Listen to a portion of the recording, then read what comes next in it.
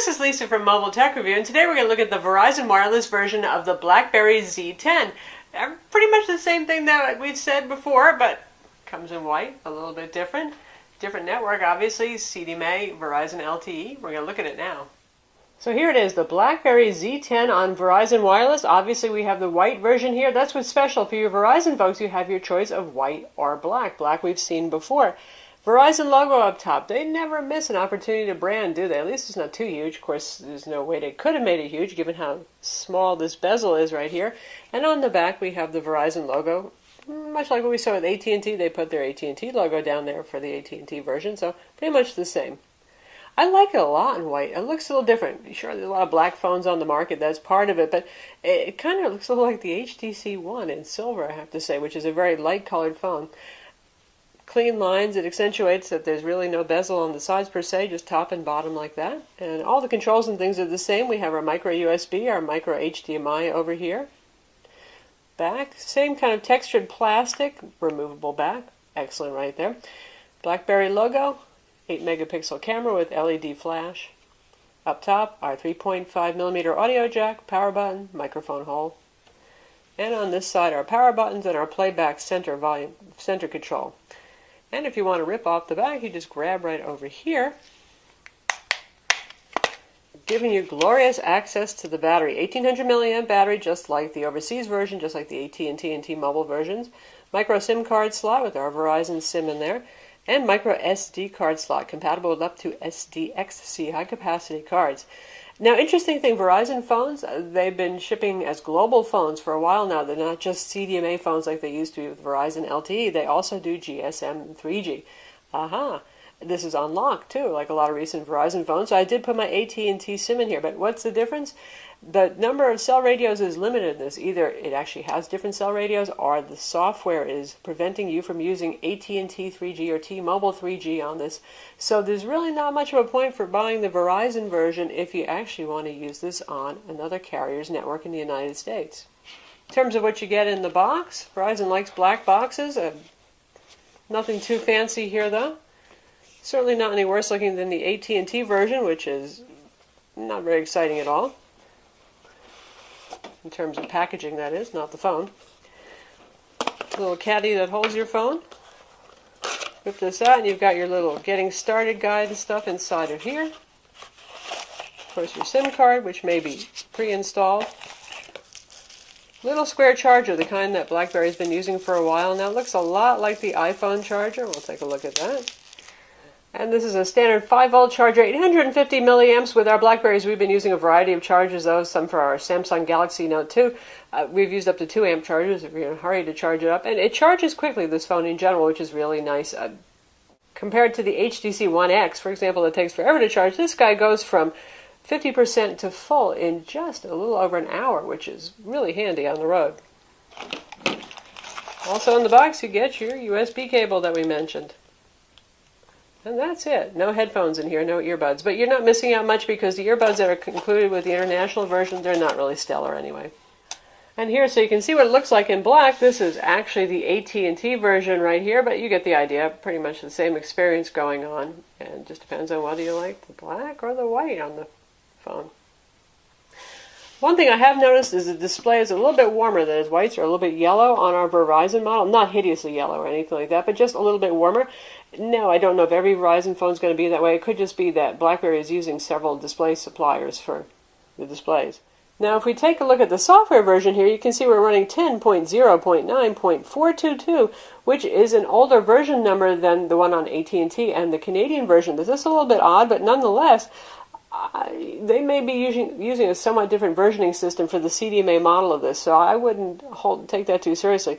One thing for sure, with that latest BlackBerry OS version that we now have on the AT&T version and on the unlocked overseas version, is battery life improved greatly. They had like 60 improvements to improve battery life. Well, the Verizon version, even though it seems to have an older software version number, has awesome battery life. It's actually been outlasting my GSM version of the BlackBerry Z10 by a bit. I'd say about up to an hour longer run times, and particularly it's really good on standby, so go figure. In terms of specs, you're looking at the exact same thing as the previous BlackBerry that we reviewed, so we're not going to go into super detail here because these are known quantities. 1.5 gigahertz dual-core Snapdragon, 16 gigs of internal storage, IPS display, really lovely, very good viewing angles, 1280 by 768 resolution, so you have high pixel density there. Very nice looking display, very vibrant. Even when you turn it at an angle, it still remains visible, which is nice. Has the same ambient light sensor too going on, which I like ambient light sensors just fine as long as they work well, but one thing is you can't actually turn it off, which can be a little bit annoying. The UI is BlackBerry OS 10, so you get your palette of icons over here, and while we're looking at those icons, let's just take a look. There's like almost no Verizon software in here. Every US carrier version we've looked at has been a very clean installation with few third-party or carrier add-ons here. So all this is the standard stuff that you get with the Z10 no matter who you get it from. So you get Dropbox integration, you get Box, you get LinkedIn, you get Twitter, you get Facebook, Calendar, of course, all your PIM applications are in there. My Verizon from Verizon Wireless right here for your account management. Their Backup Plus for contacts is on here. No VZ Navigator. That's almost a sad thing in this case because the BlackBerry Maps, as we've covered, is not the most exciting mapping solution. Basically, it's 2D maps unless you're actually in navigation, then you can use 3D if you want, and it's just no POIs. It does have spoken directions, though. It does get the job done. We have not had any problems with it giving us anything other than good directions, so it's been fine there. And we also have an icon for Bing because Verizon has a strong relationship with Microsoft now to promote Bing, and we've got Slacker Radio on here. Of course, you can install your own software, and if you're a little more technically inclined, shall we say, you can put on Android applications. Now I've switched over to my Z10 here. You can do the same thing there just so you can see. Netflix is not available for BlackBerry yet I have it here. This is actually Google Navigation. This is the full version of Evernote instead of the one that's integrated into the BlackBerry operating system. This is to show that you can indeed load Android applications. Now the drawback is some of these heavier weight applications that are more demanding, say like Netflix, they can be a bit slower to run because you're running a virtual machine or emulator on the BlackBerry that makes it act like an Android, think like an Android, but it's still not an Android. But you can do it, and you can download bar files from some websites and make them available. That's the installation format that BlackBerry accepts. Or, again, if you're more technical and you have access to an Android device, you can extract your own APK files, sign them, turn them into bar files, and transfer them. That all made little or no sense to you, don't worry about it. You don't have to do it. Android applications otherwise are not for you. That said, developers can port their Android applications themselves, and some of the applications that are in the still fledgling BlackBerry World App Store, they are ports of Android applications, so some of them occasionally can run a little bit slow. Now, if it's this lighter weight app, it's fine, but if it's something like a game, sometimes you'll see fluctuating frame rates and that kind of thing. So we hope that developers really get into BlackBerry development and actually do native applications for best performance. And for those of you who haven't watched our previous Z10 video review, will just give you a little bit more on that multitasking. You can see any application you have running, you can have quite a few of these going at the same time. Get minimized to little windows when you swipe up. Very gesture-based OS, as you know, so I'm swiping between these modes just by using, gestures. And if I tap on this, there it is. And if I swipe up from the bezel, there it goes back over here again. So you can have applications running, and often they'll keep updating. Now, memory management sometimes kicks in and stops them from updating, but you can keep several things alive, and the operating system stays fast and smooth. And here we have the BlackBerry Hub, one of my favorite features. This puts everything together. I have Facebook notifications set up. You can set up Twitter. You'll also get information about any apps that are ready for update on BlackBerry World, calls that you made if your time zone changed, appointments, all that stuff is there. So really nicely done, and get out of it just by swiping that way again. And you work from right in here. If you want to respond to a Facebook message or a Twitter message or even an email, you do it just by typing in here and replying, which is a little bit weird for those of us who are used to BlackBerry's having, a little email icon for every single email account that you got installed here. Not the way it works here. Of course, we have our BBM over here, which works like real-time chat these days. Pretty cool stuff going on. BlackBerry, remember, has Evernote integration. Also nice, since Evernote's very popular. And we have music and video players, and we demoed those in our last Z10 demo, so we're not going to show you that again. But suffice to say that it's very capable. It can play 1080p video. Awesome, because it has that micro HDMI port. You'd like to output 1080p video, wouldn't you? Sound quality is just fine. It's moderately loud phone, not super duper loud. Call quality is good. Now I found the AT&T version to be a little bit better, and here's what our dialer looks like. It's not going to change from carrier to carrier.